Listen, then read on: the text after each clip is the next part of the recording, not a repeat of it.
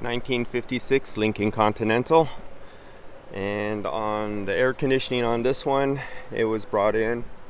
He actually has an electrical problem. AC is still filled with refrigerant. This one, these are what I worked on, what my dad had me work on when I was a kid, and these were old beaters and junkers when I was young. So this is something that your neighbor's grandfather brought in and was in horrible shape, but it's what I learned on. This has a rear air conditioning system. Never mind the dead body. This has a rear air conditioning system in it, and on this one here, you actually have the sight glass down here. It gives you the charger mount. This is 6.5 pounds of R12 at $125 a pound. The rear AC system on this one, the air intake is this long grill in the back.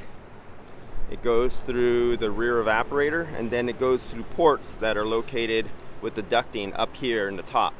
And then coming down into below, above, is where you have the cold AC that you can direct onto you to help cool you. And that's how this rear AC worked, with the big levers down there that are like on an aircraft for takeoff when you fly a plane. Now, the unique thing about this clutch on this old system here, this actually has two carbon brushes on springs, like your grandfather's old drill, touching on the back of brass rings. One of the first things would happen when they get really old is the oil that naturally seeps and wicks out that you see splashed around front shaft seals would get onto the brass rings, lose conductivity, and not engage the clutch. I gave B+ straight to it right off the battery. Nothing happens. I'm not going any further there because I have too many AC jobs to do today. But this one actually is too close too. The clutch needs to be adjusted and take out because it's just starting to rub on the pulley when it goes.